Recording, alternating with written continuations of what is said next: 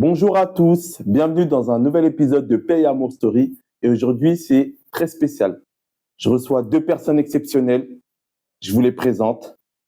On commence par Kevin. Bonjour, Kevin Lumbu, marié, 2 enfants, un frère. À toi, Bishopa. Bonjour, Godwin Benefo. Comme tu as dit, tu es marié, il faut que je te dise. Marié, 3 enfants, enfin 3 grands-enfants. Et voilà. Alors, toi qui regardes cette vidéo, sache que tu n'es pas là pour rien. Nous allons beaucoup parler de spiritualité chrétienne. Donc, toi qui peux te poser des questions sur ta foi, qui a besoin d'entendre certains témoignages, tu es au bon endroit. N'hésite pas à regarder toute la vidéo. Alors, nous avons 2 grands points en commun que j'ai identifiés avant lorsque je préparais cette émission. Le premier, c'est qu'on prie dans la même assemblée. C'est vrai. Donc déjà, l'assemblée qui se nomme FFIM, elle est située à Cesson. Donc vous êtes les bienvenus quand vous le voulez. Le second point en commun, c'est que nous avons fait la rencontre du Christ, mais pas dès la naissance. Ça s'est fait un peu plus tard. Tout dépend de comment on évalue le temps. Mais en tout cas, ça s'est pas fait dès notre naissance. Donc c'est pour ça que je vous ai invité, parce que je voulais qu'on parle principalement de la conversion et de comment on a accepté Jésus-Christ dans nos vies. Donc on a, nous trois, une histoire différente sur la rencontre, mais justement, je voulais qu'on témoigne de ça pour que la personne qui nous regarde ou les personnes qui nous regardent puissent se retrouver en nous, puissent être révélées par ce qu'on va dire, qu'elles puissent également, comme je disais tout à l'heure, celles ou ceux qui se définissent chrétiens, mais qui sont peut-être dans un doute, dans un moment de leur vie où c'est assez compliqué, qui puissent se dire, ce témoignage, il me parle. En tout cas, c'est le but aussi de cette émission. Donc, je vais commencer par la première question. Question numéro 1. Je m'adresse d'abord à Bishopa. Aïe. Nous, c'est important l'ancienneté. On met toujours les anciens, les aînés. Donc voilà. Quelle était ta vie avant que Dieu intervienne? Bien. Merci déjà aujourd'hui pour cette occasion de pouvoir faire partie de cette belle émission, Paix et Amour. Paix et Amour. Ça veut dire qu'ici, quand on vient, il faut toujours parler de la paix. Toujours. Et amour. Important. Donc, pour répondre à cette question, qui est très important pour moi, parce que là, je pense que tu as vraiment touché un point sensible de ma vie. Quelle était ma vie avant Dieu intervient? Moi, je ne vais pas dire que j'étais né dans une famille chrétienne. J'étais plutôt né dans une famille religieuse, parce que maintenant, on fait faire la différence. Donc, je me rappelle, papa m'a amené à l'église, mais j'ai accompagné, c'est tout. D'accord. J'ai accompagné, c'est tout. Et puis, le fait que j'ai joué au foot, donc ça fait que j'avais fait presque toutes les églises dans les quartiers. D'accord. Parce que bon, c'était les mécatos. Hein. Il y a les églises qui viennent, tu dis, hey, elle a besoin de toi, petit, viens, tu vas aller jouer. Parce que bon, à l'époque, les églises jouaient entre eux. Et donc, moi, je sais que j'avais commencé avec l'église presbytérienne. Après, il y avait une église anglicane en face de nous, qui vont venir m'appeler pour les mêmes histoires, foot. Et puis, il y avait l'église catholique qui est venue me chercher aussi. D'accord. Donc, c'est pour le foot. Hein. Donc, moi, j'allais à l'époque que pour le foot. Après quelques temps, j'ai fait mes études, j'ai fini mes études. Mais tout ça, en fait, la religion ou l'église à l'époque, ou l'histoire de Dieu, pour moi, c'était une formalité. Il faut aller à l'église, c'est tout. C'est une habitude. Il n'y a rien de plus. J'allais à l'église sans comprendre pourquoi je vais à l'église. Je vais à l'église parce que déjà, c'est papa, malgré tout, papa, il faut aller à l'église. Ma mère, c'est quelqu'un qui avait la crainte de Dieu, mais je ne comprenais rien. J'allais à l'église et en plus de ça, je trouvais un passion, le foot. Donc, ça veut dire que j'avais une raison pour aller à l'église, foot. D'accord, ok. Donc, moi, je vais à l'église, j'attends que ce sera la fin des cultes pour qu'on aille à l'entraînement pour jouer au foot et les compétitions et tout. Et je me rappelle que moi, je suis issu des Polytechniques. À la fin de mes études, en fait, à l'école, déjà, j'ai senti une certaine vide. Ok. Bon, j'étais l'aîné, il ne manquait rien du tout, mais j'ai senti une vide qui est persistante. Mais bon, après, j'ai dit, bon, ça va venir, ça va passer. Ouais. Et puis, divorce arrive, papa et maman, ça n'allait pas, c'est bizarre, grave, et puis divorce, et j'avais 13 ans. À 11 ans, je suis rentré en lycée, parce que je commençais l'étude très très vite. Ça, c'était dans quel pays exactement? En Afrique, au Ghana. En Afrique, au Ghana. Voilà. Ok. Je suis ghanéenne d'origine, anglophone. Et je me rappelle que à cette époque, des 11 ans, 12 ans, 13 ans, bon, Dieu m'a fait grâce, comme je suis intelligent, donc j'ai sauté des classes. Donc moi, je devais finir l'école très jeune. Ok. Et quand il y a eu cette histoire de divorce, donc du coup, ma belle-mère qui rentre dans sur scène, et puis elle dit non, il est trop jeune pour terminer les études, donc non, c'est pas la peine.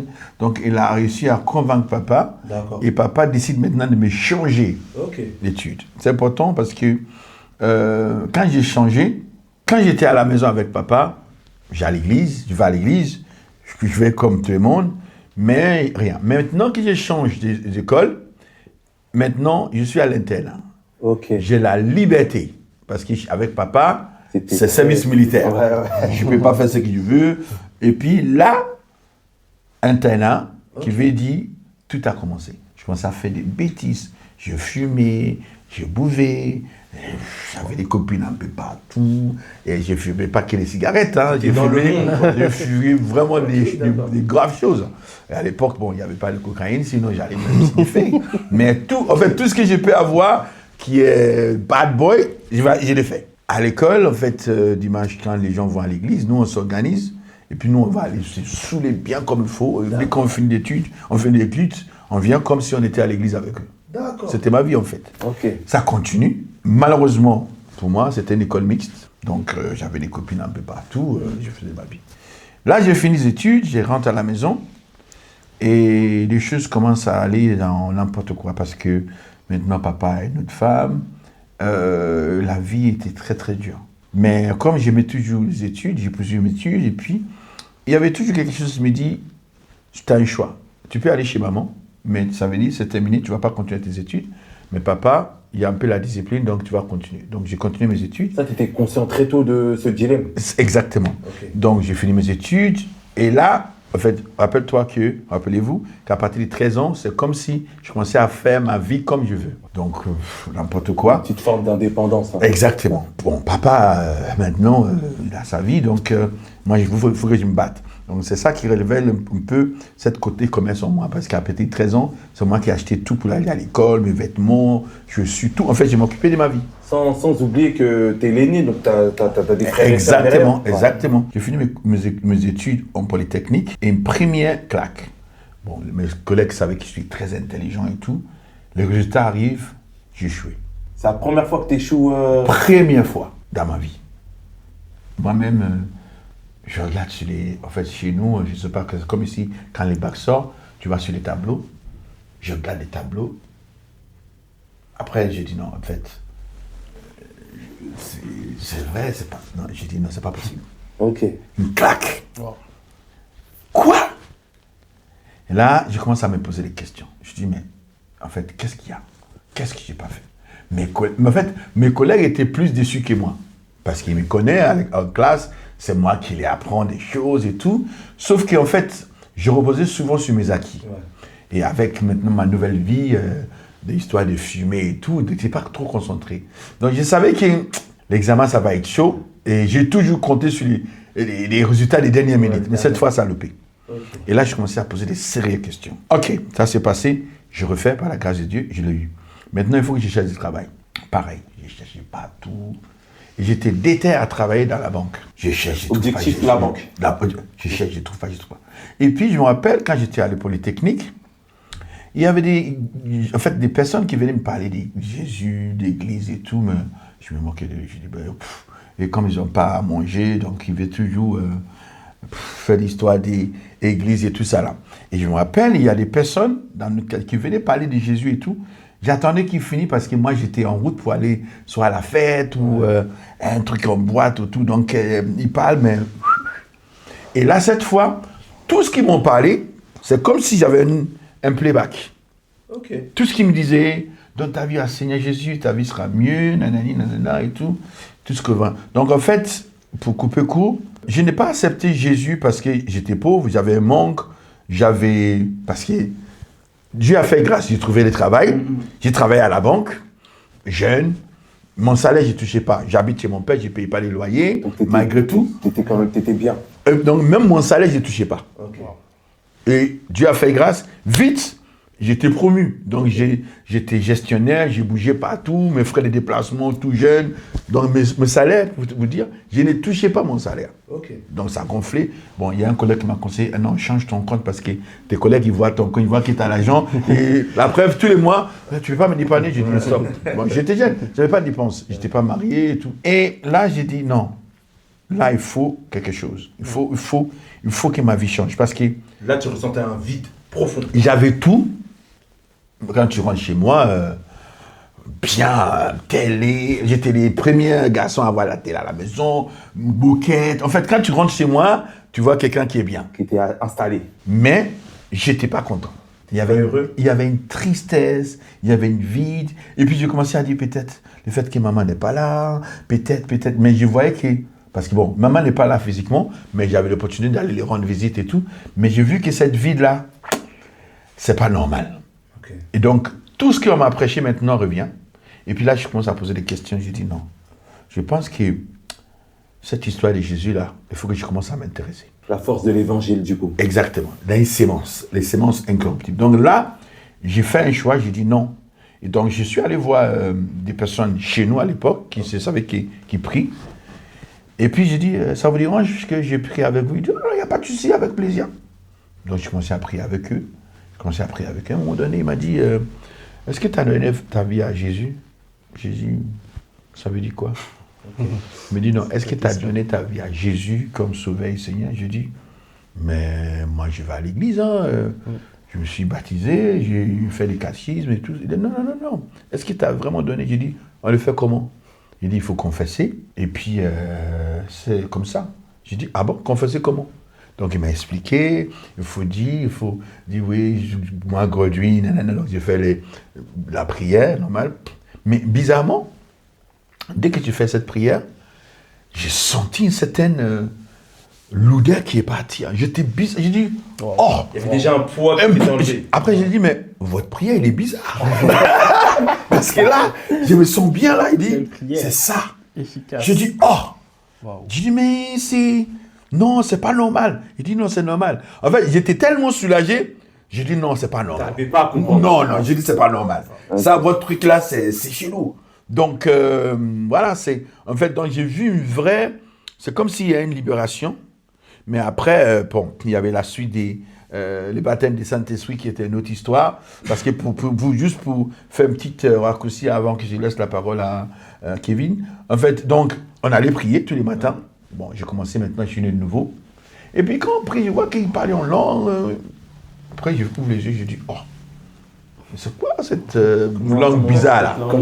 C'est quelle langue? Donc, après une prière du matin, j'ai appelé l'aîné. Je dis, mais c'est quoi vous parlez bizarrement? Il dit, non, c'est les langues des Saint-Esprit. Je dis, oh, mais c'est bizarre. Hein? Il a dit, j'ai dit, vous pouvez m'apprendre? Il dit, non, ça ne s'apprend pas. Tu dois demander au Saint-Esprit pour te baptiser. Je dis, oh, mais il est où? Il a dit, non, t'inquiète, ça va venir. Je dis, ok. Bon, parmi eux, il y avait des personnes qui étaient nées de nouveau depuis, mais qui ne l'ont pas reçu. Donc, je pense qu'il y avait 2 ou 3 personnes à l'époque. Et moi, curieux comme toi, je rentre dans ma chambre. Et j'étais sincère, j'ai dit, hé, Saint-Esprit, écoute-moi. Je ne sais pas où tu es, mais cette langue-là, moi, je ne vais jamais que quelqu'un m'impose les mains. Que quelqu'un me dit, parce que là, moi, il fake là, il fake. Ça, ce qu'il dit là, c'est fake. Moi, si tu existes, moi, je veux avoir une expérience avec toi. Okay. Parce que moi, je ne vais pas... Ce qui parle là, moi, je ne sens pas bien. Je dirais qu'il y a un truc... Oui. Ouais. Et j'ai fait ma prière sincèrement. Et puis, premier jour, deuxième, troisième jour, je commence à prier. Ma langue commence à être lourde, ça tourne. Je dis, quoi? J'arrête de prier. Je dis, non. Il y a un truc qui est chelou là. Je commence à prier encore. Et là, j'ai eu peur parce que je dis non, je pense que je deviens fou. J'ai dit, il faut que je parle à le monsieur là parce que je pense qu'il m'a jeté un truc. Quelque chose. Et je commence à... Et je ne pouvais pas arrêter de prier. Et chaque fois que je devais prier, je parlais en langue. J'ai parlé en langue toute la journée. Je pouvais pas. Et puis, bon, le lendemain, je vais aller les voir. Là, on commence à prier. Il m'entend prier en langue. Il s'arrête. Il dit, oh, t'as reçu des baptêmes. Je dis, hé, arrête. J'ai dit, c'est passé. Il m'a dit, c'est ça, en fait. Waouh. C'est le processus. C'est le processus. Et depuis ces jours, en fait, comme je dis souvent, moi, le Saint-Esprit, tu peux pas me dire autrement. Parce que moi, c'est pas une question de... On m'a même pas enseigné. Hein. Ouais. C'est parce que moi, j'ai dit, j'ai besoin de toi. Et là, j'ai eu un rencontre dans ma chambre. C'était fort. Cette présence était très, très, très fort. Je n'oublierai jamais. Mais ce qui est fort dans ton récit, c'est que l'enseignement a été l'expérience directe. Ah ben moi, c'est pas... non, c'est pas le coup d'affermissement, je sais pas quoi. Moi, c'était direct, en face. Ok. Donc, en fait, c'est comme si, à ce moment-là, Dieu... En fait, il t'attendait déjà depuis. Ah oui. Et ça, moi, je pense que j'avais besoin de ça. J'avais besoin de ça parce que j'étais têtu, je me moquais d'eux, j'ai dit, mais c'est pas vrai ce qu'ils disent, c'est fake. J'ai posé des questions, j'ai dit, non, ça, je pense qu'ils ont appris des choses, ils veulent nous raconter les bêtises là. Donc, et en fait, même avant ça, quand j'allais à l'église, je voyais les gens parler, sincèrement, je ne croyais pas. Je croyais pas. Les témoignages et tout, ça. Je dis, non, ça, c'est... Il veut nous jeter le coup dans les yeux. Mais là, mon expérience, je sais que c'est Dieu qui voulait que j'aie cette expérience, parce que sinon, ça allait être difficile. Ouais. Et là, mon raconte là, c'est... Et depuis ces jours-là, en fait, aujourd'hui, la relation avec le Saint-Esprit, désolé de dire, mais il ne faut pas m'enseigner. Parce que moi, j'ai eu mon expérience, et cette expérience a bouleversé ma vie. Pour le vrai, en fait. Je l'ai en direct. D'accord, voilà. Franchement, C'est long, là. C'est costaud, là. Wow. Bon, Kevin, je te pose également la même question. Quelle était ta vie avant de rencontrer Dieu? Donc, ouais, j'ai aussi un témoignage assez lourd. Hein. Par la grâce de Dieu, on est là. Mais moi, j'ai grandi dans un quartier dans la ville de Melun, en Seine-et-Marne. Donc, précisément la partie nord. Ouais. Parce que Melun, il y a le sud et puis la partie nord, c'est là où il y a les quartiers. Donc, c'est là-bas que j'ai grandi. De base, je suis un enfant assez calme. J'étais quand même un enfant assez calme. Famille aussi religieuse quand même. Voilà, les parents, ils partaient à l'église le dimanche. Donc, obligation d'accompagner les parents. Je n'avais pas le choix. Je devais obligatoirement accompagner les parents.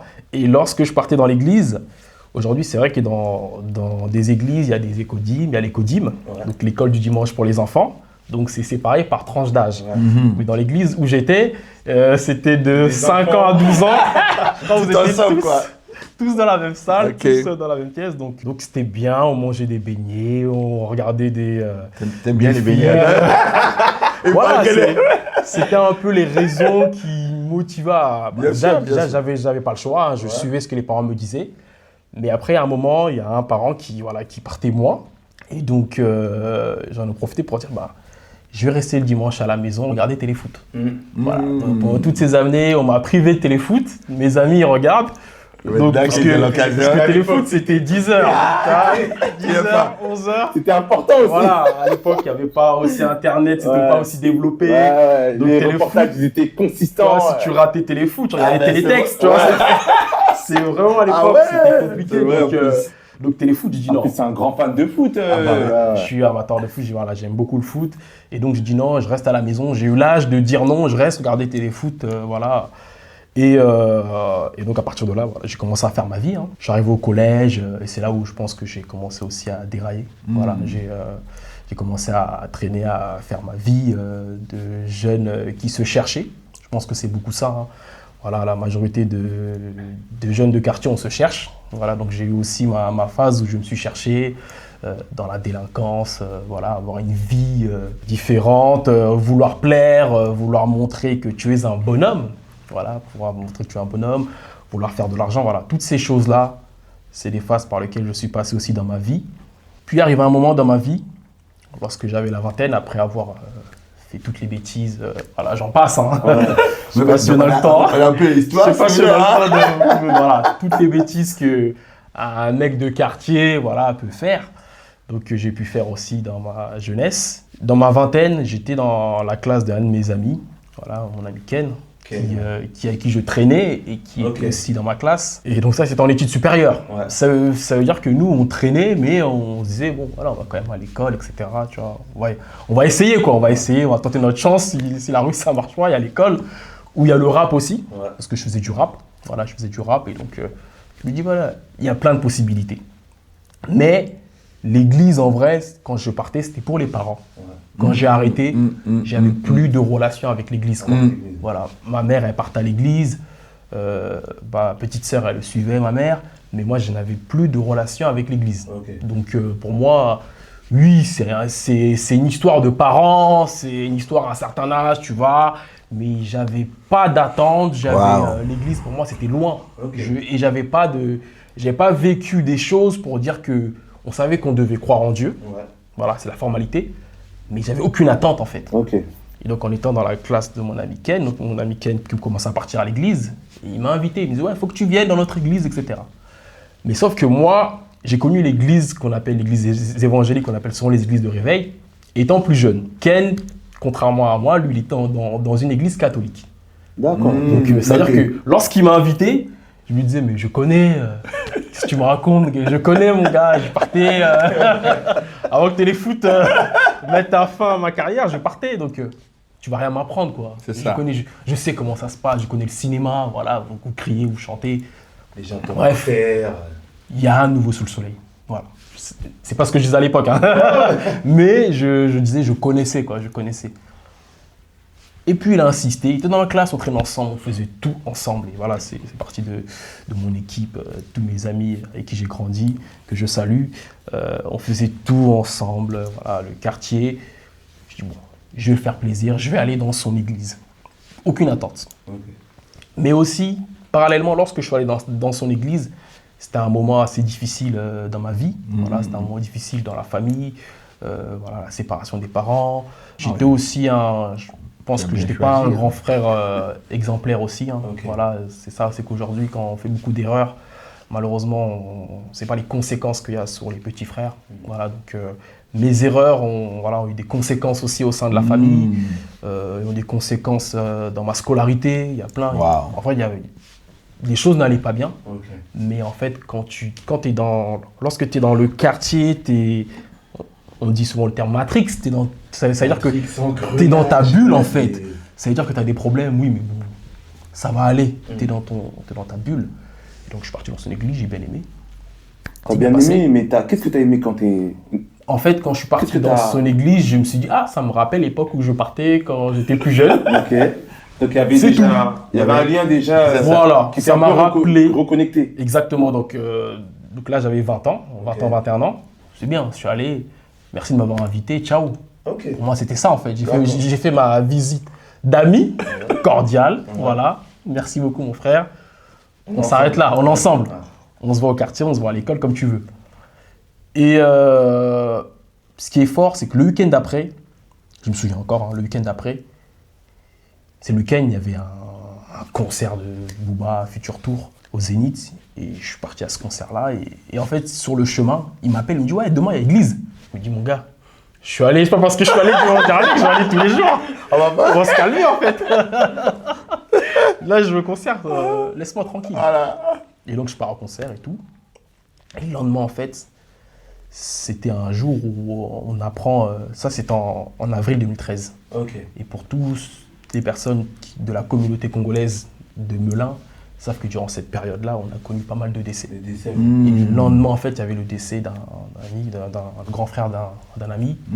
Et c'était une des premières fois que le décès, la perte d'un proche touchait, en fait, dans le quartier, dans la ville, dans la communauté, en fait. Et ça nous a beaucoup interpellés. Parce que souvent, voilà, on a perdu nos grands-parents du côté... papa, voilà, j'ai perdu mes deux grands-pères, mais voilà, ils étaient assez âgés. Mais là, un jeune qui est mort, donc ça nous a interpellés.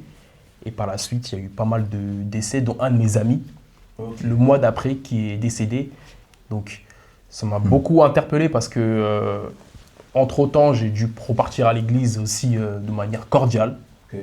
Mais en fait, si je me souviens, lorsque je suis reparti à l'église, c'était vraiment une période où on était dans la culpabilité. Je me souviens, mon ami, lorsqu'il va décéder, la veille, en fait, il était dans le coma. Ok. On a ses parents, parce qu'on va apprendre qu'il est dans le coma. On va courir chez ses parents. Voilà, ses parents vont nous dire qu'il est dans le coma et priez pour lui. Ok. Et là, je me dis quoi? Prier pour lui? Mais moi, je ne sais pas prier, en fait. Hmm. Qu'est-ce que je veux dire? Et ça, c'était une claque, en fait. Ok. C'est-à-dire que le mois dernier, j'ai fait mon retour à l'église, Ouais. il y a quelques semaines. Et là, j'ai un de mes amis qui est dans le coma, donc je suis dévasté. On me dit de prier pour lui, pour qu'il s'en sorte. Mais je ne sais pas prier. Waouh. C'est-à-dire que le soir, quand je me retrouve chez moi, je me dis, mais Dieu, qu'est-ce que je dis? En fait, le soir, j'étais là, je me dis, Dieu, je veux dire quoi? Qu'est-ce que je veux faire? Mon ami, il est dans le coma. Je ne savais pas prier, je ne savais pas quoi dire. Et malheureusement, le lendemain, on apprend qu'il n'a pas survécu, il est décédé. Et là, c'était une grosse claque. C'est là qu'on prend conscience aussi de la vie. On se dit, en fait, on n'est pas là éternellement, en fait. Et la culpabilité m'a poussé à aller à l'église le dimanche d'après. Hein. Ok. Culpabilisé, tu étais là, tu dis, voilà, mon ami, il était jeune, il avait tout devant lui. J'avais rien de plus que lui. Aujourd'hui, il n'est plus là. Moi, qu'est-ce que j'ai? Je suis encore là. Donc, je suis parti à l'église, mais il y avait, voilà, c'était vrai, juste par tristesse que je suis parti à l'église. Et là où Dieu il est fort, c'est qu'un nouveau moyen de m'attirer à l'église a refait effet. Donc, première fois, j'y vais pour faire plaisir à mon ami, pour l'invitation. Ok. Et deuxième fois, c'est que mon ami me dit, il y a un tournoi de foot qui est organisé. Ok. Donc, pour ceux qui veulent participer à ce tournoi-là, ils doivent venir à l'église de maison, qu'on appelle voilà, les églises de maison. Et donc, ouais, moi j'aime le foot, donc c'est à cause de téléfoot que je partais faire à l'église. Donc, ok, c'est un moyen de m'attraper. J'y vais, voilà, je manifeste à l'église de maison pour participer au tournoi. Et donc, je vais faire le tournoi de foot, je vais faire d'autres événements. Et en fait, c'est en venant dans la présence de Dieu, c'est là où que Dieu me touche, en fait. Yes. C'est là où le retour du tournoi de foot sur le parking, c'est là où je manifeste de dire, voilà, on me parle aussi de donner sa vie au Seigneur. Je ne sais pas c'est quoi, parce que je me dis, depuis tout petit, je vais à l'église, donc c'est bon, je suis en C'est Christ. déjà fait. Alors que non, en fait. Alors que- Et c'est là que je fais la prière. Et en me rapprochant de Dieu, en fait, de manière désintéressée un peu, parce que je n'ai pas d'attente. Je me dis, j'y vais parce que je suis triste, parce que, voilà, même j'y vais pour me faire plaisir pour le foot, mais je ne sais pas réellement qui est Dieu. D'accord. Et en fait, ça crée au moins un besoin, ça crée au moins quelque chose qui me manquait. Yes. En étant dans sa présence, juste en faisant des activités avec des frères, parce qu'on jouait, mais on avait des temps où on priait. Yes. Et c'est là où j'ai donné ma vie au Seigneur, sur le parking du retour du tournoi de foot. Et pour terminer, là où j'ai fait ma rencontre, là où j'ai senti que Dieu avait vraiment œuvré dans ma vie, c'était durant un séjour qu'on avait passé aussi avec la jeunesse. Ok. Un séjour qui était censé être pour des activités, hein, voilà. Mais on avait des temps aussi de prière. C'était un matin comme ça, durant le séjour, on était tous les jeunes en train de prendre le petit-déj. Et moi, je venais d'arriver, et donc à la fin, il y a un frère qui dit, bon, Kevin, tu vas prier pour la nourriture. Ok, je prie. Mais vous me croyez, il n'y a rien qui sort de ma bouche. Waouh, c'est bloqué. Je suis bloqué. Ok. C'est-à-dire que moi, le rappeur, il n'y a rien qui sort. Et tu sais, là, c'est la nourriture. Hein. C'est-à-dire que les gens, ils ont faim. Hein. Ça veut dire que les gens, ils me regardent. Prévise, frère, on a plus manger, quoi. Qui s'est infiltré, là? Il sait même pas faire une prière. Qu'est-ce qu'il fait parmi nous, quoi? Donc, En plus, c'est pour manger. En plus, c'est pour manger. Donc, je sentais un jugement. Et j'arrivais pas à prier, quoi. Ok, blocage. Et quelqu'un, le frère Dan, il va prier pour moi. Il a révélé. Il m'a prié pour moi et le soir même, j'étais dans la même chambre qu'un grand frère, le frère Bernard. Il me dit, ouais, faut que je t'apprenne à prier, tout ça. Je dis, doucement, je vais d'arriver. Et c'est là que je commence vraiment à avoir des interpellations. Yes. Voilà, c'est-à-dire que moi, j'avais une vie de rappeur, donc on se prétend, on fait plein de choses. Et là, Dieu, bam, l'orgueil. Ouais. Là, te rend humble. Là, une prière, t'as pas réussi à faire, quoi. Pour manger, quoi. Alors que tu fais le bonhomme, tu fais du rap, tu fais plein de choses, mais Tu as pu Dieu rapper. touche ton orgueil. Bim. Humilité. Ça veut dire que toute la journée, tu parles pas. Hein, tu la racontes pas. Hein. Tu peux même pas prier pour la nourriture. Tu la racontes pas.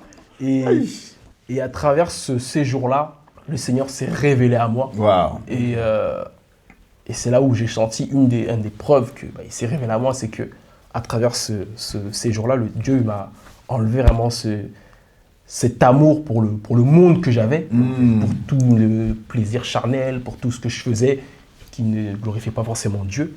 Il m'a enlevé ça, limite il a créé en moi un peu de dégoût vis-à-vis de tout ça. Ok, d'accord. C'est-à-dire que Mais c'était naturel, c'était pas... En fait, ma question, elle est, est-ce que pour avoir créé ce dégoût, ces choses-là, tu as dû forcer? Non. Ou c'était très naturel? naturel. Ok, C'est-à-dire qu'à travers des moments dans sa présence, ok. quelque chose a été versé en moi. Et Ça s'explique presque pas, limite. voilà, Ah. c'est sans forcer. C'est-à-dire que quand je reviens de ça, j'appelle mon ami Aurélien qui voulait prendre le relais pour me manager dans la musique. Je lui dis, frère, j'arrête le rap. Qu'est-ce que tu me fais là? Frère, c'est mort, j'arrête le rap. Ok. J'arrête le rap parce que je ne sens plus de faire ce que je faisais. Parce que quand je faisais du rap très cru et donc j'ai dit non, j'arrête le rap. Donc Dieu a créé en moi un dégoût de toutes les choses que j'aimais, de toute l'ambiance. Dieu a enlevé ça en fait. Ok. Il a enlevé ça et juste en étant dans sa présence, sans force. Wow. C'est-à-dire que quand je ressors de ce séjour-là, ça crée un shift Ouais, dans ma marche. Tu te sens changé. Ouais, Yes. ça crée un shift dans ma marche. Ok. Donc, Intéressant. après ça, franchement, je me dis, amène-moi prier. Je serai là. Gloire à Dieu. Voilà. Et ça t'a fait le même effet aussi, Bishopa, par rapport à tout ce que tu faisais avant, tout ce qui était fumer, sortir avec tes copains, tes copines. Ça t'a fait aussi, à partir du moment où tu as accepté Jésus-Christ comme sauveur, est-ce que ça t'a fait le même effet? Oui, en fait, on a un peu... en fait, je ne vais pas dire c'est similaire, mais en fait, c'est à peu près la même chose. En fait, pour les petites histoires, moi, j'ai arrêté tout ça avant de donner ma vie au Seigneur. D'accord. Ok. C'était une prise de conscience. Par exemple, la fumée, les cigarettes, shit et tout, comme j'aimais les foot, j'ai constaté que quand je fume dans des jouets, je me fatigue trop vite. Ok. Mon cœur n'arrive pas, je ne tiens pas. Donc, on a fait un match. Il y avait le soleil pas possible en Afrique. Et je pense que je me suis évanoui. Ah, ok. Je me rappelle plus. T'es tombé dans les pommes. Je ne me pouvais plus. J'étais en train de jouer. T'avais marqué un but à ce moment-là? En fait, tout ce que je me rappelle, j'ai commencé le match, j'ai pas terminé, et à la fin, je me suis retrouvé au truc des clubs là. En fait, à la fin, on est en train de me déshabiller. Je dis, j'ai rien compris. Ok, d'accord. Et je sais que le problème, c'était que parce que j'avais fumé avant. Bon, je n'avais pas fumé les cigarettes, j'avais fumé les shit en fait. Ok. Parce que bon, entre collègues, on sait que quand tu fumes, personne ne passe en fait. Ouais, d'accord. Avec tes yeux physiques, ça passe, mais avec ça, on coupe tout. Ok. Et donc, j'ai dit non. Et on a fait une visite dans une entreprise qui fait des cigarettes, en fait, à l'école. Et quand on est parti, j'ai vu, ils ont fait une set de caricatures. Et tu vois une personne, quand tu fumes, comment ça travaille les bronchites, machin et tout. J'ai vu ça, j'ai dit, quoi? Wow. Donc, j'achète ça, moi. Et je fume. J'ai dit non, j'arrête. D'accord, ok. Donc, j'ai arrêté. Et pour l'alcool, pareil. Une fois, je suis allé avec des amis, on s'est saoulés, mais pas possible.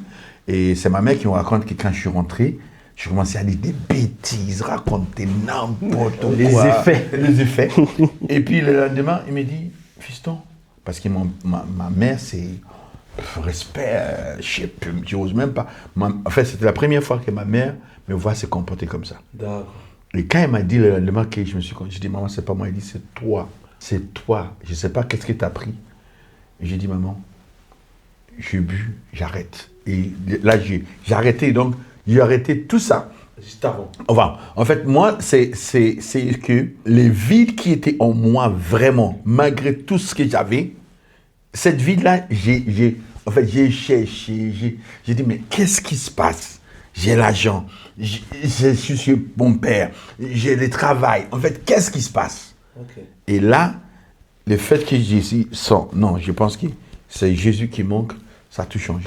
Non, mais c'est super intéressant parce que, voilà, moi j'en ai parlé lors du premier épisode de mon témoignage. Je ne suis pas forcément rentré dans le détail parce que c'est très très long et que j'ai parlé de plusieurs étapes de ma vie.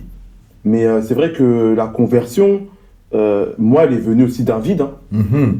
Pareil, je me sentais, pour moi, j'étais bien. J'étais bien, j'avais sorti de ma peur d'obésité, j'avais un boulot, enfin j'en avais même deux, j'étais vraiment bien, mais j'étais triste. Moi, c'est la tristesse qui m'a... C'est la tristesse qui m'a... où j'ai jamais compris pourquoi j'étais autant triste. Donc c'est là où je me suis vraiment posé la question et je me souviens, j'étais triste, je perds une personne que j'apprécie beaucoup. Je dis non, c'est bon, il y a quelque chose qui cloche, il y a quelque chose qui va pas. En plus, on me parle tout le temps de... Ça faisait plus de 10 ans, on me disait Dieu, Dieu, Dieu, toi, tu vas devenir comme ça. Et moi, j'étais dans le blasphème total. Alors moi, c'est dans le blasphème. Moi, mon cousin, parce que c'est mon cousin Kevin, il me parlait de Dieu, il m'invitait tout le temps, c'était off. Ah, t'inquiète, je vais venir, quand j'aurai le temps. Donc, et là, je le remercie vraiment parce qu'il a été patient. Il a été patient et j'ai senti en lui qu'il m'a jamais forcé. Il m'a toujours proposé, mais il m'a jamais forcé à venir. Donc, par rapport à ça, déjà, merci. Et c'est vrai que pour moi, c'était une évidence parce que moi, j'ai vu la transformation de Kevin en direct. Donc, moi, en plus, on se voyait tous les 2-3 semaines et on s'appelait souvent. Et je vois quelqu'un qui limite m'incite à faire la fête, à quelqu'un qui me dit tout ça, c'est fini. Et donc, moi, je suis un bousier de musique. Je dis, mais c'est comment le rap et tout? Il me dit, non, il n'y a plus de rappeurs. En fait, j'ai vraiment vu sa transformation. Yes, j'ai dit, ok, ça c'est sérieux. Même sa façon de parler, son positionnement, même comment il arrivait à me parler. Parce que moi, j'étais quelqu'un aussi de très têtu. C'est-à-dire, Kevin arrivait tout le temps à m'apaiser ou à me dire, non, là, c'est pas bon. Donc, tout ça, j'ai vu ça en lui. Et la première personne que j'appelle, c'est Kevin. J'appelle, j'ai Kevin, c'est comment pour venir à l'église? Parce que j'avais même honte de lui demander ça, mais j'étais tellement pas bien tu sais, que c'est sorti comme ça. Quand tu m'appelles, je crois que je suis en vacances, ou le dimanche, je ne serai pas là. Voilà. Et je te dis, ne va pas ce dimanche, je suis pas là. Attends. Non, il me dit, j'ai un mariage. Je crois que j'ai... Ouais, c'était le mariage d'un de tes frérots. Et tu me dis, ce dimanche, je serai pas là, mais je suis là le dimanche d'après. Ouais. Et moi, je dis non, toi, tu me dis... Je dis non, faut que tu sois là. Faut que tu sois là. C'est pas grave, j'attends une semaine, il faut que tu sois là. Et sachant que j'étais parti dans une église juste avant, mais j'avais une attente, hein, mais je ne m'étais pas retrouvé. Donc c'est-à-dire que quand je t'appelle, je me dis, bon, Kevin m'a souvent parlé de son église. Je le sens heureux et bien là-bas. Je l'ai vu devenir père dans cet élan-là, devenir un mari. Donc je me suis dit, non, lui quand même, sa construction, elle est bonne. Donc voilà, j'attends la semaine d'après. Moi, toute la semaine, je cogite, je me dis, mais est-ce que ça va bien se passer? Est-ce que je vais pas être jugé quand ils vont me dire de faire ça? Est-ce que je vais comprendre? Je m'attendais déjà quoi. Je m'attendais déjà à entendre parler je m'attendais déjà à me dire, j'entends des gens parler en langue. Donc déjà, je commençais déjà à appréhender ça, alors qu'en vrai, ce jour-là, même, j'en ai même pas entendu. Je m'attendais à voir des gens tomber par terre. Je m'étais fait plein de scénarios. C'est ça. Donc j'arrive. Fais un film, quoi. J'arrive à l'église, tout ça, je me pose.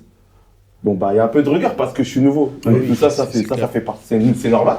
Mais par contre, au bout de, 10 secondes, j'ai dit, c'est ici ma maison. Waouh. C'est 10 secondes, c'est 10 ou 15 secondes, pas plus. Wow. C'est-à-dire que dès que je me suis assis, je me suis posé, j'entendais les louanges. Et moi, comme j'aimais beaucoup la musique et beaucoup les chœurs, moi j'aime beaucoup les chœurs, les voix s'éparpillent et tout, tiens ouais, là c'est puissant. Là c'est puissant.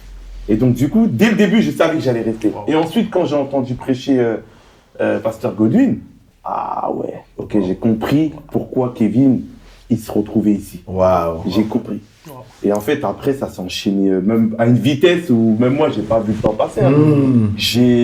Là où j'aimais pas du tout mettre un pied à l'église, moi, ça faisait partie de mon programme. C'est ça. C'était pas le samedi, je voulais pas trop sortir parce que je savais que le lendemain, je devais être à l'église. C'est ça. Enfin, tout était rodé. C'est comme ça que j'ai mis les pieds. C'est fort, ça. C'est fort.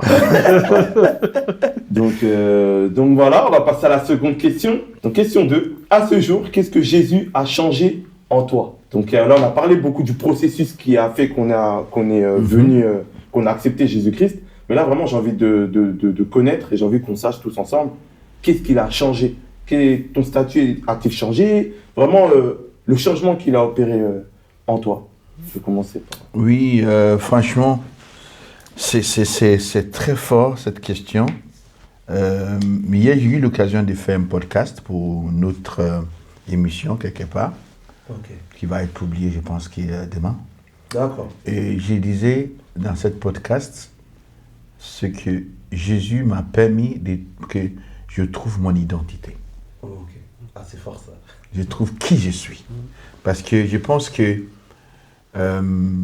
ça, c'est des choses que, franchement, si ce n'était pas en Christ, je ne sais pas où j'allais apprendre ça. Ça m'a permis de savoir qui je suis, pourquoi je suis sur la terre, quelle est ma mission sur la terre et qu'est-ce que je peux aussi faire pour aider l'humanité.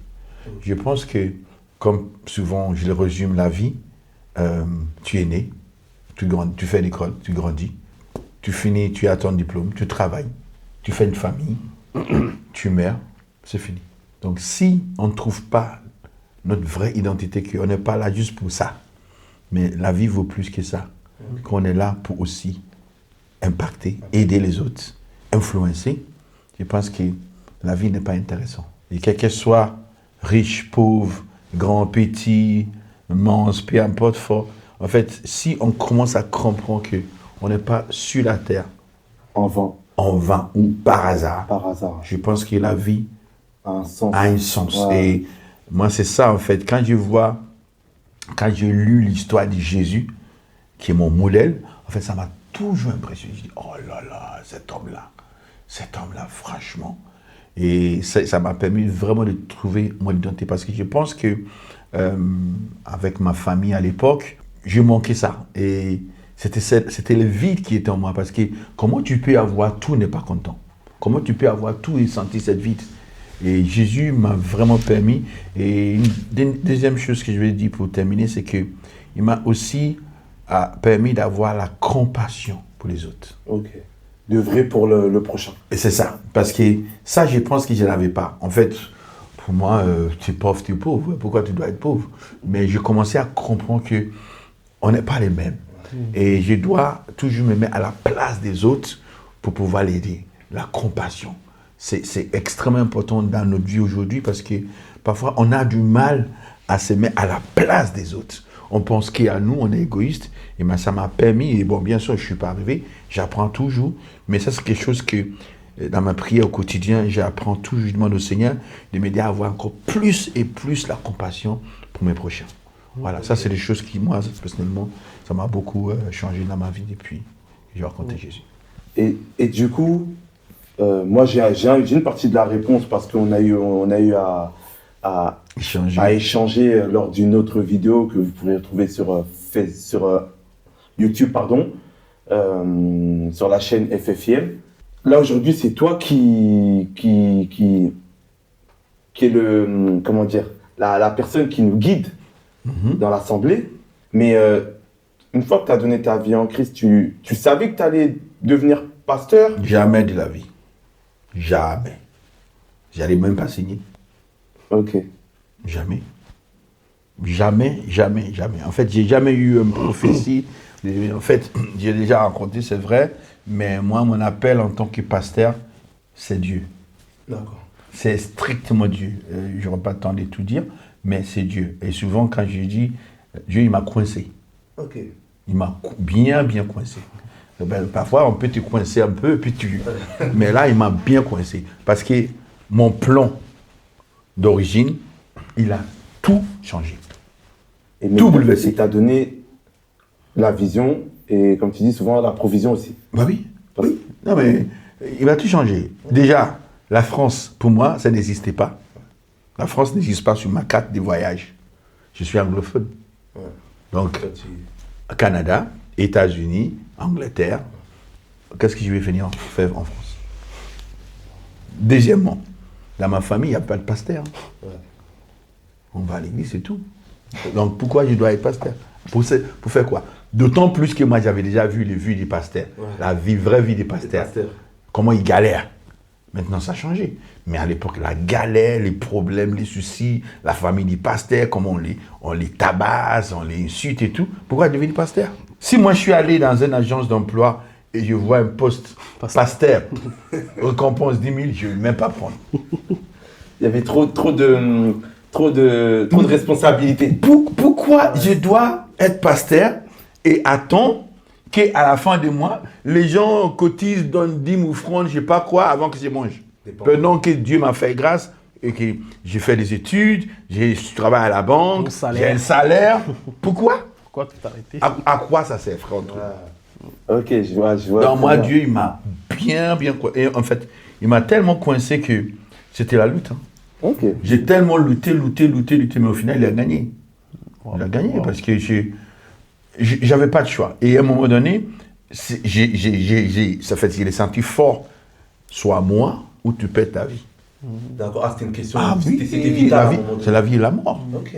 Et il sait pourquoi il était obligé, parce qu'il connaît mon plan. Mon plan, c'était, là, en 2025, je devais être au Canada, être dans un villa, en train de faire mes affaires avec un jet privé, en train de business, tout. Mais il a tout. En fait, il ne m'a pas changé, il a bousculé. Wow. C'est pas une question de... Parce que aujourd'hui, quand je vois les personnes qui appréhendent, en fait, qui précipitent sa fait pasteur, je dis, bon courage. Mais moi, j'ai jamais précipité, j'ai jamais voulu. En fait, les jours que j'aurai d'occasion, parce que je suis en train d'écrire, c'est en anglais qui dit Driving Through the Odds. Je raconte ce parcours-là. À aucun moment dans mon parcours, j'avais envie de devenir pasteur. Même pour rester en France, ça m'a pris 7 ans d'accepter de rester en France. En fait, il n'y avait rien en face de moi pour me donner envie de rester. D'accord. Mais là, aujourd'hui, en 2025, je dis gloire à Dieu, Ouais, gloire à parce Dieu. que je sais qu'il avait un plan. Parce que sinon, on ne sera pas là. Et tu te sens bien en France, là, quand même. Ah oui, oui, aujourd'hui, c'est mon pays d'amour. J'aime tellement la France que Content de t'avoir parmi nous. j'ai du mal à dire. Heureusement, il était là. Non, mais partout que je vais, Il n'y a pas de hasard. franchement, il n'y a pas de hasard et Dieu, il est bon. Parce qu'en fait, je me rends compte que Dieu m'a fait grâce et j'ai un avantage énorme. Le fait d'être anglophone, rester en France, d'avoir appris la langue française, l'avantage que j'ai, c'est énorme. C'est énorme. Et il n'y a que Dieu qui peut faire ça. Il n'y a que Dieu. Sachant qu'apprendre la langue française, à un certain âge, c'est très compliqué. Ça, c'est une langue qui est assez complexe. C'est difficile, ouais. Ok, bah merci pour ton témoignage. J'espère que d'autres seront touchés également. Comme je disais, c'était le but. Hein. C'est le but de cet épisode. Et Kevin, je te pose la même question. Le changement aujourd'hui, qu'est-ce qui t'a apporté? Donc ouais, je rejoins aussi l'identité et puis je dirais aussi il m'a libéré. Je pense que j'étais esclave d'un système. Waouh. Voilà. Je pense qu'en tant que jeune de quartier, des fois on ne se rend pas compte, mais souvent on le dit, on est le produit de notre environnement. Donc on est un peu esclave de ce qu'on voit. Wow. Esclave, on pense qu'on doit faire ça. C'est ça. On doit voler, on doit faire ça, on doit être violent, on doit marcher comme ça. Et je pense qu'on s'est condamné nous-mêmes en fait. Waouh. Et pour sortir de ce système, il n'y a que Dieu qui peut le réellement Amen. faire. Je pense Amen. que c'est vrai qu'il n'y a que Dieu qui peut vraiment faire parce que à un certain âge, ils se disent, parce que je pense que traîner au quartier, à partir d'un âge, il y a beaucoup qui se retirent. Donc ils se disent, bon, j'ai fait mon temps, donc je me retire. Mais il y a des vices, il y a des choses qui reviennent encore. Souvent, il y a une phrase qu'un rappeur il dit, lorsque je me regarde, je m'inquiète. Lorsque je me compare, je me rassure. C'est un rappeur qui dit cette phrase. Et cette phrase, ça m'interpelle. Parce que c'est un peu ça, c'est que lorsque tu te regardes, tu t'inquiètes, mais lorsque tu te compares, tu dis, bon, ça va, il y a pire. Et souvent, lorsque tu te retires du quartier, tu te dis, bon, regarde, Y a pas pire. ça va. Mais tu as encore le vice, tu as encore certaines choses en toi, tu as encore des addictions, tu as encore des choses qui te poussent à agir dans le mal. Même lorsque tu rentres dans une vie de famille, tu construis certaines choses. Si Christ ne te libère pas réellement, il y aura des conséquences, des choses qui peuvent se répéter même dans ton foyer. Et je pense que c'est une réelle libération avec une vie, avec un système, une manière de penser. Et je l'ai vraiment expérimenté. Voilà, comme je disais tout à l'heure, le fait que certaines choses aujourd'hui me dégoûtent, alors que c'est des choses que je prenais plaisir. La dernière fois, tu me disais que j'étais la première personne que tu avais ramenée en boîte de nuit. Si les choses, on prenait plaisir. C'est ça. Voilà, avoir cette vie Je m'en souviens. voilà, avoir cette vie d'impudicité, faire du mal, on prenait plaisir. Waouh. Tu es Wow. fort, Ça te nourrissait. c'est mon quartier. Voilà, j'agis comme ça, je me fais de l'argent facile. Tu prends plaisir. Et lorsque tout d'un coup, il t'enlève ça, cet amour que tu avais pour toutes ces choses Wow. charnelles, Ouais. c'est une victoire. C'est ça. C'est une victoire. Aujourd'hui, je Wow. le regarde comme de la boue, quoi. Et pour rien, je retourne en arrière, quoi. C'est vrai que il m'a libéré d'un système. Amen. Il m'a Wow. libéré d'une manière de penser. Et aujourd'hui, je me sens réellement libre en Christ. Amen. Franchement, gloire à Dieu. Moi, je suis très contente de vous entendre dire tout ça, parce que ça me conforte sur le choix que j'ai fait, parce que moi, c'est assez récent. Donc, je sais que j'ai encore plein de choses à expérimenter, mais j'ai hâte. J'ai hâte de rentrer dans cette profondeur Bien sûr. et de pouvoir témoigner après par la suite Bien sûr. Amen. de ce va que pas je tarder. vis. C'est pas simple, parce que voilà, les changements sont jamais simples. Hein. Il faut tirer un trait sur beaucoup de choses. Moi, je suis actuellement dans ce processus-là où, sur certaines choses, je suis partagé. T'as envie, des fois t'as pas envie, tu sais que c'est pas bien, mais tu le fais, c'est bien. Donc voilà, je mets ça en prière, je pose des questions aux aînés. Moi, je suis quelqu'un d'assez curieux. Ça, c'est important. Moi, je suis très très curieux, donc des fois, j'aime Ça, bien c'est regarder très comment les important. gens ils vivent. Et je me dis, ah mais comment t'en es arrivé là? Et en fait, avec plein de récits, tu prends ce qu'il y a à prendre et tu dis, ok, d'accord. Donc vraiment,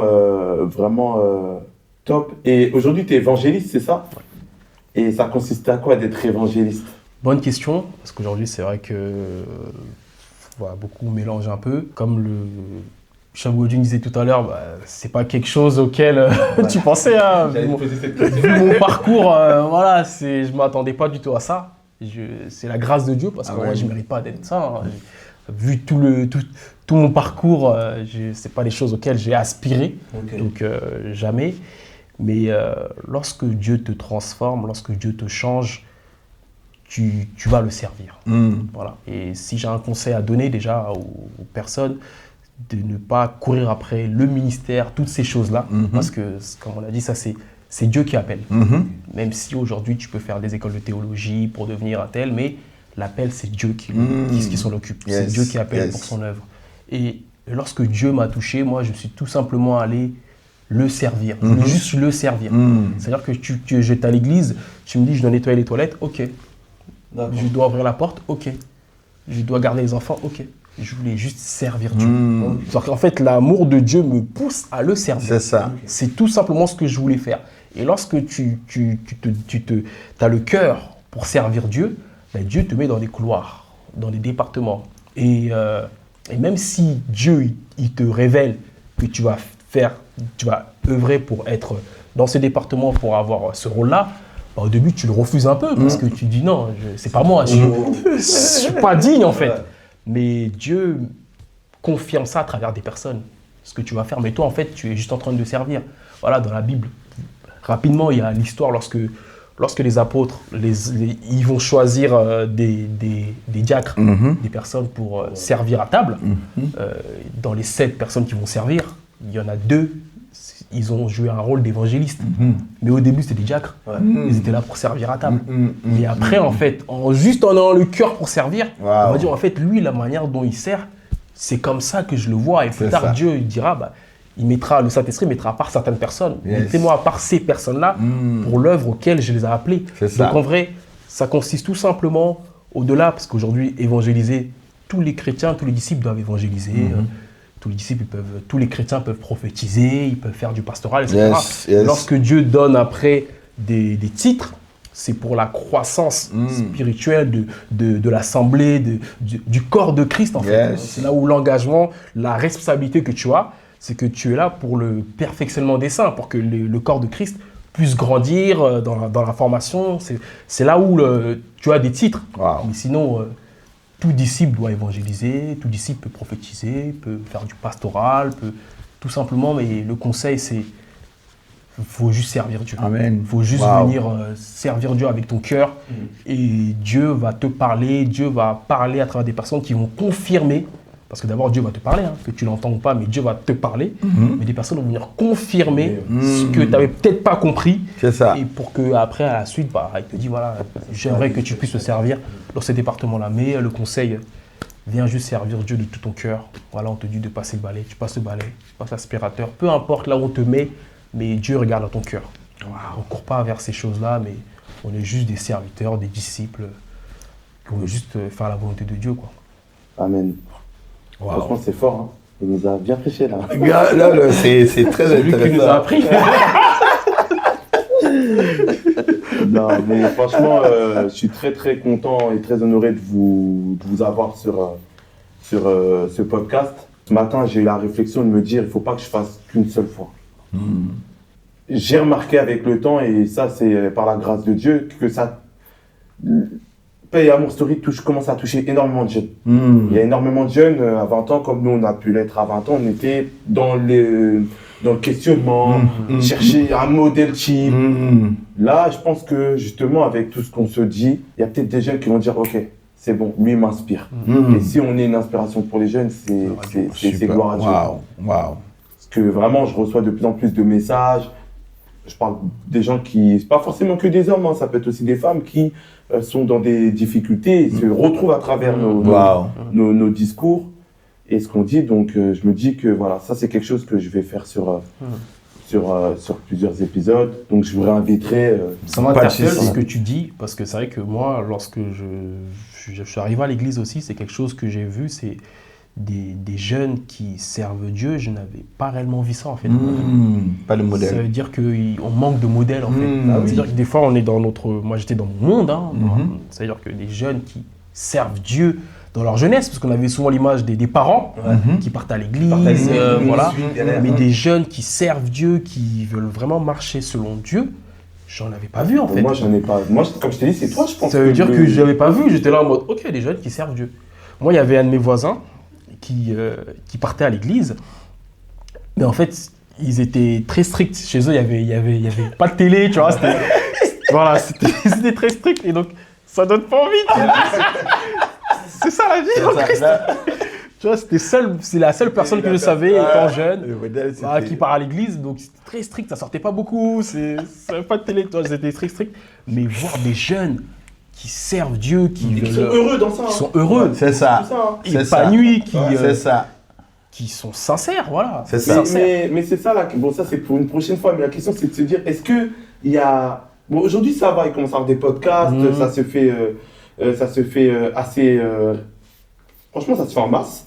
Mais à l'époque, il n'y avait pas vraiment de lieu pour pouvoir en parler. Non. Pour pouvoir divulguer ça. Non.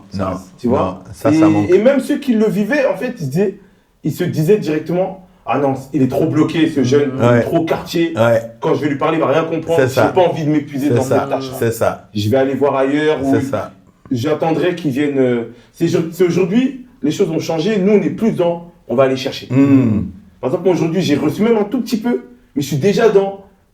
Si je peux glisser un petit peu sur certains jeunes, je le fais. C'est bien, c'est important. Parce que j'ai pas envie qu'on reproduise les. Non, pour moi, c'était une erreur. Non, pour moi, c'était une erreur, mais inconsciente. C'est ça. C'était pas une erreur où la personne, elle a reçu gratuitement, elle se dit, bon, je vais donner gratuitement. C'est que la personne, peut-être aussi, elle n'avait pas de modèle où elle a pu voir que, dans un samedi, comme ça, on est posé au quartier, il y a un grand qui vient, qui nous parle de Jésus-Christ. C'est ça. Mais d'une manière qui n'est pas. Enfin, d'une certaine manière. C'est ça.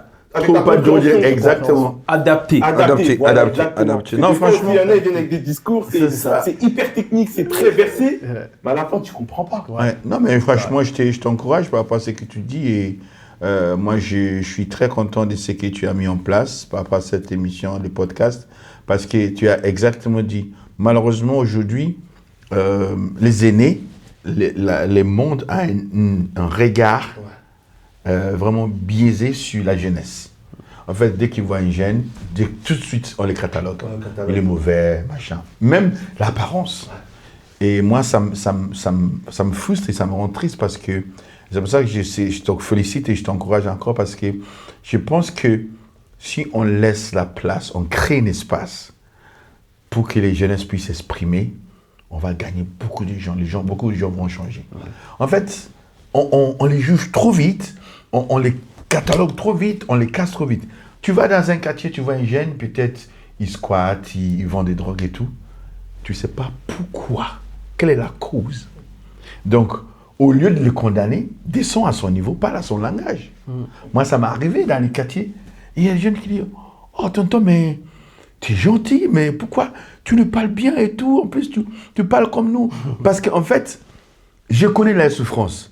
Donc, je m'identifie. Et parfois, quand les gens me voient parler avec eux, je dis, mais pasteur, non, mais parce que je les fonds dans la masse. C'est ça.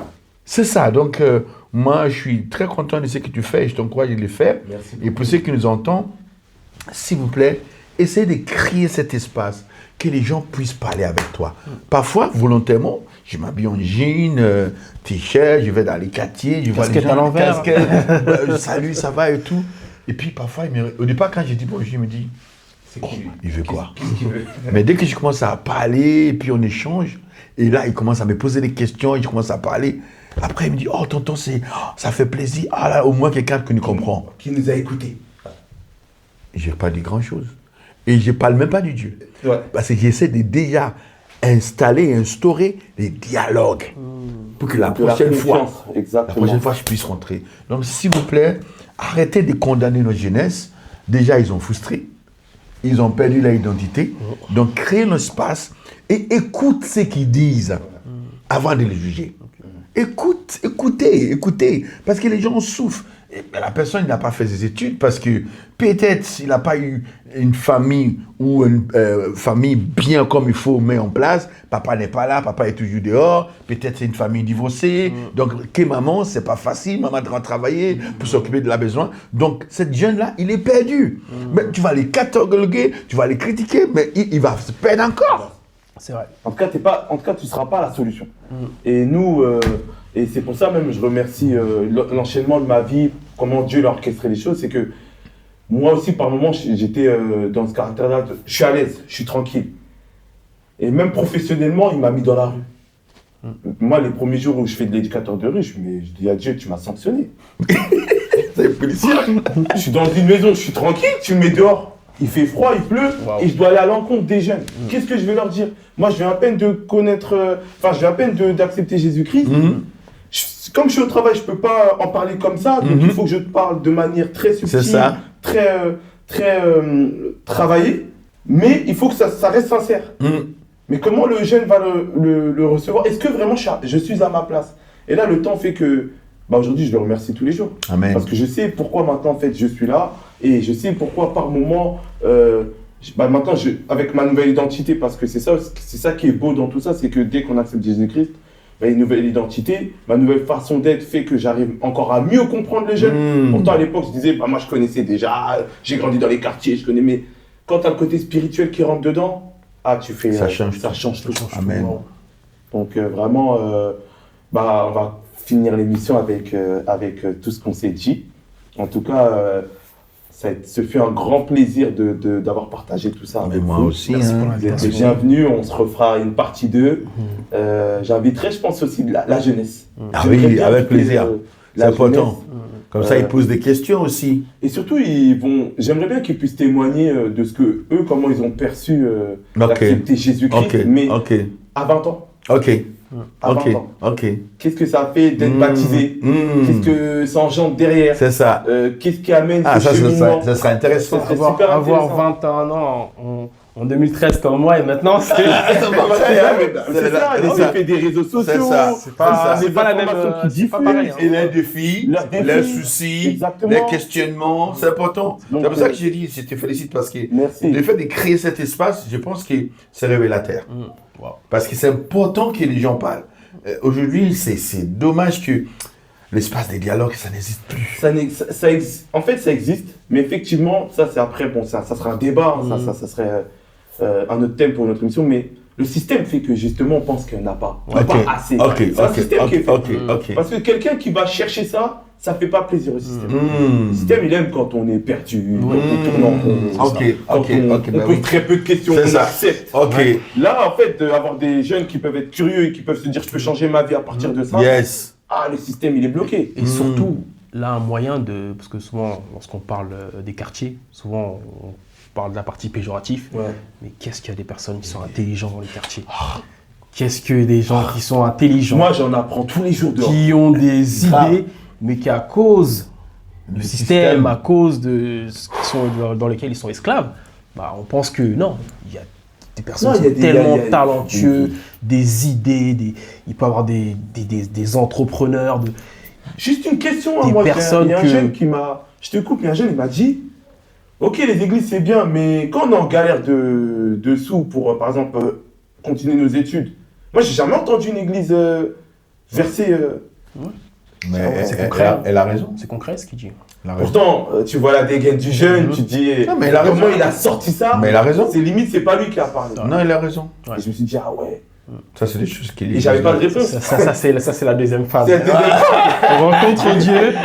Maintenant, Dieu nous dit, voilà, Ouais, non, mais d'avoir de l'impact. Et il a raison, mais en fait, nous, j'ai dit nous, parce qu'il y a l'église, FFIM, on le fait. Ouais. Peut-être on ne le fait pas en grande échelle. Et ça, c'est la partie que l'évangéliste Kevin peut témoigner, qui, moi, j'essaie d'inculquer, je sors d'en parler, pour dire, c'est pratique en fait. Aujourd'hui, ce sera peut-être le deuxième épisode, on va en parler. Moi, j'aime bien qu'on parle de l'église de façon pratique. C'est bon, on a eu assez de théories, c'est bon. De théorie, hein. Trop de théorie, peut-être tu la théorie un peu. Parce que je disais, imaginons, à l'époque, je me rappelle, dans les 18e, on allait dehors pour évangéliser, et on évangélisait parmi les prostituées. C'était chaud hein, à l'époque. Ah ouais. Maintenant, quand tu sois les prostituées, et tu dis d'arrêter tout ça là, après. Quelle est la solution? Je vais où? Ouais. Qui va subvenir à... Et tu vois, concret, donc, hein. la question que la jeunesse a posée, ça c'est la partie que l'Église doit travailler maintenant pour être pratique. Parce que les gens, ils ne veulent pas manger Saint-Esprit. Ils ont besoin des solutions concrètes. Donc, assez de la théorie, passons à la pratique. Faisons des choses. Moi, je veux bien que, entre guillemets, et j'aime pas dire le monde, parce qu'on est dans le monde. Non. Mais je veux bien que prochainement, quand les gens parlent de l'Église, qu'ils disent, l'Église, ils ont trop de sous, mais ils s'occupent des gens qui ont besoin pour faire des études. Ils œuvrent, vraiment. Ils œuvrent. Voilà. Mais non, arrête de dire, ouais, regarde l'église, le pasteur, il a 4 voitures. Moi, j'ai pas 4 voitures. Je confirme. ils ont, je sais pas quoi, je sais pas quoi. Mais en fait, malheureusement, quand tu lis bien la parole de Dieu, quand on lit bien la parole, Jésus et ses disciples, ils étaient pratiques. Ouais. Frère, on parle de nourrir 5000 personnes. Avec quoi? Pratique. C'était pas Ils ont bien mangé. 5000 personnes. Rassasiés. Pratique. Donc l'église doit maintenant rentrer dans cette phase pratique, à soutenir, à encourager. Et moi je pense qu'on a beaucoup de choses à faire pour sauver les gens dans les quartiers. Et c'est possible. Comme on a dit, il y a des gens intelligents, il y a des gens qui ont des bons métiers et tout. On rassemble, on fait des choses pour... C'est pas que tout le temps église, et puis il y a une personne qui est plus riche que les autres. Mais si on peut nous mettre les moyens en place pour aider les autres, moi je pense qu'on va faire des dégâts. Ah oui, fait ça des va être, comme ils aiment bien dire les jeunes des quartiers tout droit. Bah oui. Il n'y aura pas de zigzag, ça va être très clair. Donc ça c'est une côté Je rejoins qu'il ce faut qu'il dit le bishop Godwin Benefo, donc il ramène vraiment cette pensée dans l'église, hein, parce que en tant que jeune, c'est vrai que quand tu vois, moi je me souviens quand j'ai rejoint l'équipe de foot de l'église, ils jouaient avec nous. C'est-à-dire que déjà, j'ai dit, oh l'ancien il est encore là. C'est-à-dire que juste sa présence, ça montre que on est ensemble en fait. Des fois, tu avais l'image du pasteur qui était distant, le pasteur qui est loin. Quand tu arrives, tu vois un pasteur qui joue dans ton équipe, qui joue avec toi, qui rigole avec toi, qui se mange des fautes, des coups d'épaule comme toi. Tu sens qu'il est avec vous. Et ça crée un lien, ça crée... On est ensemble en fait. Et c'est vraiment ça qu'on veut passer comme message, c'est que Dieu nous envoie pour... On est tous... Voilà, C'est ça. qu'on soit tous ensemble, qu'il n'y a pas de différence avec, et que l'Église, on doit retrouver notre place. C'est vrai que oui, aujourd'hui, oui, si, bien sûr que la question qu'on t'a posée, ça fait partie des choses que l'Église doit faire, tu vois. Et ensemble, si on est conscient de notre responsabilité, en travaillant ainsi, je crois que c'est des choses qu'on peut faire. On peut faire. Ouais. Moi, en tout cas, j'y crois. Et de toute façon, Dieu il nous prépare à ça et ça va se faire. Ça va se faire. Si c'est pas forcément par nous, notre descendance. Pourquoi Au pas? moins, on pose des graines là où il faut les poser. Ok, Ok, bah en tout cas, merci, un grand merci. Je sens que cette émission va faire du bien à beaucoup de monde. En tout cas, on prie pour ça. Et bah, bonne continuation. Merci, Entre temps, merci. prenez soin de vous. C'est top pour Paix et l'invitation. amour. Paix et amour. Comment, quel est votre signe? Paix. Non, j'ai Et pas encore amour. décidé. Moi, j'allais créer là. En tout cas, vous, c'est ça. Hein? Paix, amour. Ok, on va partir sur ça. Voilà. En tout cas, prenez soin de vous et n'hésitez pas à vous abonner. N'hésitez pas, si vous avez des questions en commentaire, à poser toutes vos questions. Et à très bientôt. À bientôt. Peace.